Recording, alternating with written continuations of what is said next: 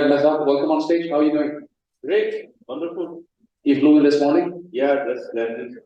Now, Mehzad, I've seen him do a panel last year, and so he's a good observer of the breaches or let's say the violation of SOPs. So, Mehzad, let's start with that, right? From your perspective, I think also definition पे से reiterate कर देते हैं. What is a proactive cybersecurity landscape, and what is the current, which is a reactive landscape? How do you differentiate those two?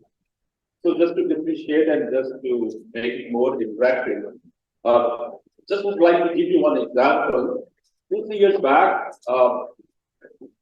I own a house, a home made by one of the builders. So once we moved there, we found the second day the windows were broken. So I called the guy. He came. He said, "No worry, we can provide you free of cost service and can replace the window." Great. I was happy. After 1 week, again, now the glass was broken of that window. I was very upset. The guy came. He said, "No worry, free of cost, we will replace this." And that time it was COVID, era. So we found the window was not able to actually fully seal the environment. So we again called the guy and said, "Yes, we can change it." So some viruses came inside our home because of that window issue. Right. So the window was keep on breaking, and the guy was keep on coming, and overall the experience was very, very bad, right? It was a very reactive approach. So I was just thinking, it is my home, and at the end of the day, it's individual complaint. Think about these millions of customers who are the victim of, again, I'm not here to talk against Windows, but all vendors, whenever they give the solution by default, most of the time, it's not secure. And nowadays, we are so immune, whenever a package comes, no even single excuse comes from these vendors. They simply say, "Okay, go install." And now it's up to us to arrange the restart time, the outages. So now we are so immune to this type of very reactive approach, and that needs to be changed. Because in case of my home, maybe I'm supposed to do the builder, right? Because that is the blunder. But blunder inside OEM and all these big names, it has become so common that no one is willing to blame them. And that is a very reactive approach. Now you call about proactive, right? Proactive way I will highly recommend. I'm not sure how many of you right now sitting beside the tables that they know about tabletop exercise. Right. So in a proactive way, all mature organizations, they are supposed to have tabletop exercise, because whatever we talk here, we talk very high. I will do this and that, but eventually you can test as a litmus test. You can all this check if you can conduct and simulate some kind of a actual attack, and without actually going outside, calling all involved parties and doing this tabletop exercise can help you to understand whether your HR, whether your legal, whether your ICT, whether your other departments are aligned with the poor guy's CISO, because that will be too late to call this guy. Now the incident is there, please come, join me and help me. So as a corrective approach, ideally speaking, all the organizations, whether it is small or big, and because it will not cost too much, they'll have to adopt the culture of having their own tabletop exercises, which can actually give them a kind of roadmap about their gaps. It itself is the art. God forbid if there's a ransomware attack, most of the time the money which they are demanding is in Bitcoin. And you know how much time by default it takes to open a Bitcoin account? More than 7 days. Right. So imagine, ideally, assuming worst case scenario, all big organizations should have this type of accounts in their hand. No matter when they will decide not to pay to these criminals, but assuming a worst case scenario, all these rehearsal, holding statements involving corporate communication, giving some rehearsal to your CEO, that be proactive. You should know, God forbid, if there is an actual security attack. Right. Are you in a position to talk on our behalf in front of media? Because the media will come with a lot of spicy, discussion. So all this, as a corrective measure can be adopted Sure. to enhance your security posture. I think I'll touch upon two more things. You talked about the vendors, right? And I don't want to name a particular vendor, but almost every big cybersecurity vendor has also been breached.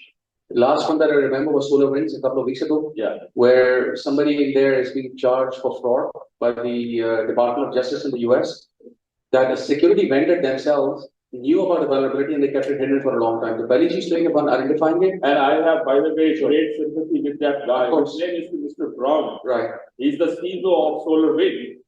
Really, my face become more reddish once I came to know that the guy is they're gonna put that guy maybe in the prison and also some financial charges. Yes. They're also gonna say that he may no more join any other organization. And I was just thinking maybe if you go and sit with that guy, he will be having a very better story that he was putting all possible measures. There might be budget, not available, might be board not actually, listening to him. Sure. So eventually, this type of thing comes after the successful incident, and which is a very bad thing. And it is a very alarming situation, I will say, for all CISO, because this wave has started. Sure. And I think the blame should go to, around the organization. So all, executive level, they should take the ownership, because it's not only one guy, as my friend said, it's not the final goal, it should be blamed in case of a security incident. I'll give you my personal experience, right? Which, 2 saal pehle, I was called into a meeting, and I won't name the institution because some people are sitting here as well. And I was an outsider, right? I'm a guy who's always been a technology vendor. So one of the institutions here called me in and said, we've had a breach. It's been about 2 weeks. We're trying to revive the systems. DRSA did not come up as expected. Can you come and help us recover this? And by the way, and this is a Pakistani context I'm trying to put in with no criticism, I was asked to do daily briefings to our intelligence firms as well, because that institution was an institution of national interest. So I'm not a hardcore technical guy, and you want me to do a daily briefing for 2 hours to our intelligence that rolled up all the way to the Prime Minister's office. So one of the things I said on a remote call was, I said, I'm not putting my hands in this because you're on fire, right? The house is on fire. You want me to go put my hands into it? I'm going to get burned. And there's already a CISO. I want to go meet with him. So the person who invited me was on the top-notch position in that institution. He said, you want to meet the CISO? It's fine, but I think we're going to get rid of him anyway. So I did go meet the CISO, and it is pretty close in Karachi, by the way, at the head office. Okay. And when I went to this guy's office, I opened the door. He's not amongst the top user group that we have here, right? And the poor guy was just saying, well, he was expecting to be fired. And then I actually spoke to him. Karachi-based, the guy had serious issues with the way he was supported. He had all the tools, but nobody was helping him from the infrastructure side. He had issues with the management because they had to go through a massive, complex procurement cycle. So while I respect the fact that CISOs become the scapegoat, generally speaking, I think it's a responsibility of the overall corporation to make sure that you don't put one guy and get a consultant like me to come and then become the face of it. And that conversation went to the fact that they wanted to give me a 3-year contract, by the way. Okay, you come in and develop a program for us. So remember, I'm already the bad cop in the institution, right? Everybody's saying, who's this idiot who's come from Dubai and is going to take our jobs? I think that's what I refer to proactive SOP. So my question is, what technology stack do you use on the reactive side? But proactive side, okay, how do you monitor your assets? How do you maintain hygiene? So from your perspective, Mehzad, knowing the Pakistani industry, you work for several institutions, right? What are the key things that we actually overlook, which are the basic hygiene stuff within the CISO's domain, where SOPs either are not defined, yes, but not implemented, or the management and leadership don't recognize that that's important or critical? So what are those SOPs? So for this type of SOP, again, let me give you real life example. Whenever, let's say, the Toyota launched their new car, they never expect the customer is supposed to drive this car with 200 kilometers per hour and then let them know whether brakes are really working or not. Right. Isn't it? Right. It is the sole responsibility of the vendor. So in one of my previous organizations, I was really surprised. Like I did my whole pen test. I did the full security assurance of all of our websites. Everything, got thumbs up. We eliminated all possible, security bugs. But at the end of the day, it was given to some, I will say, kind of marketing agency company to upload these websites and keep on updating, normal stuff like icon changes or the color change, right? It's typical cosmetic stuff. You know what happened? One day I got a call that our website, the previous organization, our website is fully compromised. Say what? He said, Mr. Fido, you are responsible, please, because you have already given us a quite good assurance.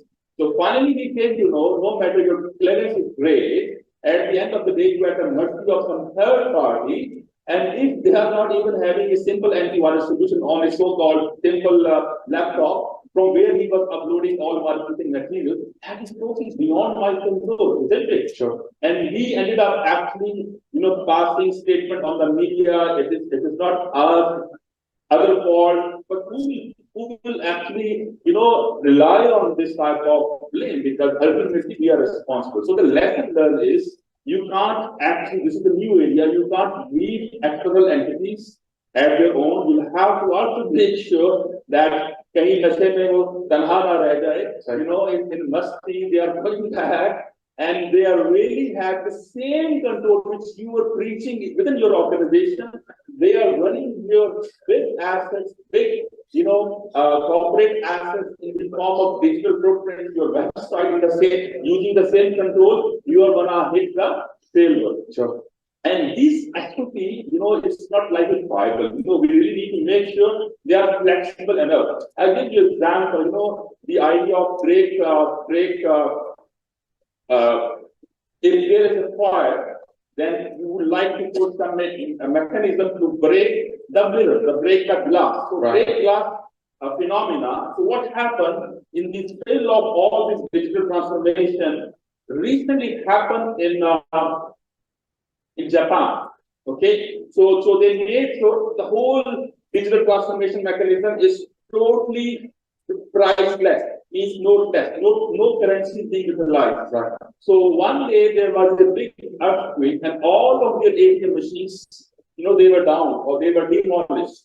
So no matter if you are a very rich guy and you are not owning currency in your pocket, you will have to actually beg in front of the utility store, please rely on me. I can return money, but right now I don't have access to my ATM machine. Sure. So these type of manual SOP and automated SOP, they should remain there, keeping in mind the break glass mechanism.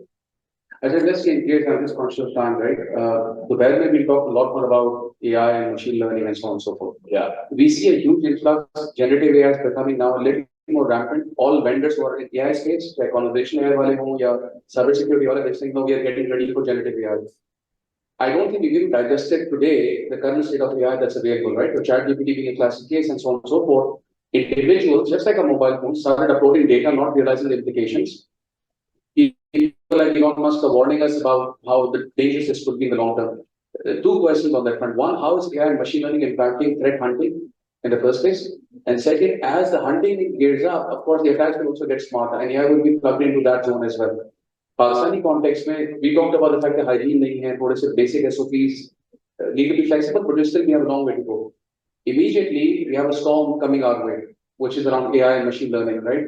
How do we, one, tackle threat hunting with the AI and machine learning today in Pakistan? And second, how do we actually leverage whatever history we have, the minimal history we have, to make sure that we are aware of the threats as well? If hunting ho gayi and reaction ho gaya, दूसरी side ho gayi, how when machines started attacking us, and it's happening now, by the way, in certain countries, it's a matter of time. It's not about, if, it's a matter of when.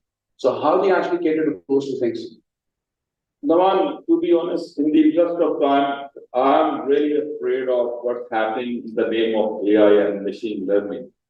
Right now, my movie is being made, which is more than 20 minutes, with high definition. My voice is being recorded. To be honest, that is the simple demand of someone sitting in darknet to create my avatar. I did this analysis myself, and with this avatar, it just required not 20 minutes video, it just required 2 minutes of your video with high definition quality, with clear voice, and then forget this audio leaks. Usually, we talk about that. Yeah, sure. You just give this 2 minutes video to anyone of that community, and they can exactly mimic your voice. with your facial expression and create a avatar which can talk on their behalf, and suddenly one video may come to the social media, Mr. Naman, Mr. Mehzad is talking something rubbish. And you know the pace of reaction in our society, I'm sorry, we have very less tolerance, which is very, very risky in our society. No one will believe it is not you and me who have mentioned this. So they will come and make sure the guy is no more. So I'm really thinking that now today or later on we should have this level of exposure in the media. Maybe now we should remain and start, living a very humble life. No more social media, no more camera to avoid this. I will say a real Dajjal has landed. Believe me. Apart from all great benefits of AI, if it is in the hand of this criminal, believe me, it can create a fuss. Maybe next year you will find all over the world the divorce rate has been increased. You will find a lot of big surprises.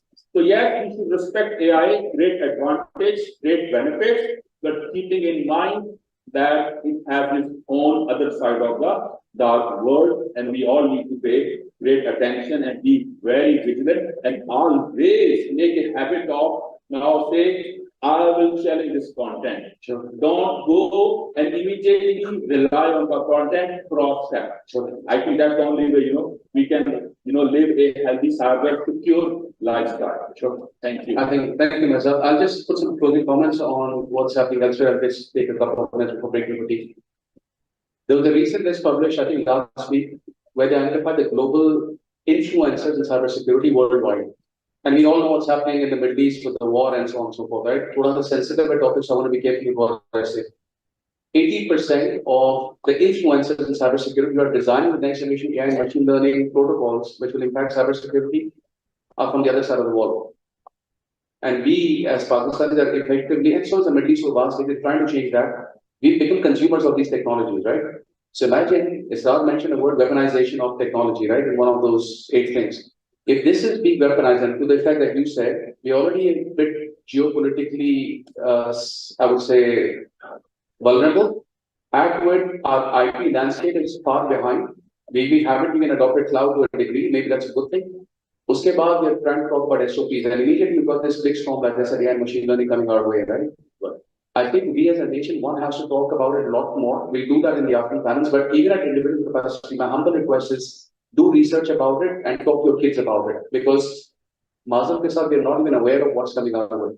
So first problem in Pakistan is awareness generally on technology as well. Like in machine learning, I think it's going to come to us like a blink of an eye. Like I said, the Dajjal has arrived. Yes. I think the Dajjal is accelerating. He was already here a few years ago, and he's now spreading the wings. Real arrival happened now. Correct. Dusri part, I think global landscape mein, we talked about skills this morning. We are relatively short of quality when it comes to representation. Maybe technology level, we have the skills. There are a lot of bright students and universities are doing a good job. One, we don't have the infrastructure for research. Maybe Karachi, if you remember last year, there was a professor on stage who was heading a very large university. They have quantum computing sikha rahe hain bachchon ko. And I said, quantum computing आप सिखा नहीं सकते because you have physical infrastructure. And there are a lot of European governments which will not give you access to the infrastructure. Middle East को नहीं मिल पा रहा, तो हम तो किसी तीसरी चौथी लाइन में खड़े हुए. And he said नहीं, but हम YouTube से सीख रहे थे. तो हम जो सीख रहे हैं वो भी prescriptive है. जो उसका curriculum design कर रहा है, उसके intent और controls weak हैं. US is suffering big time with the lack of controls, which is why I think US government launched an AI governance model recently, where they're trying to put better controls on how AI will be developed. Lekin I don't think we have that luxury, right? Funding nahi hai, resources nahi hai, knowledge nahi hai. The last piece is for us to be aware that at least mujhe pata to ki mere mizaj kahan se aa raha hai, right?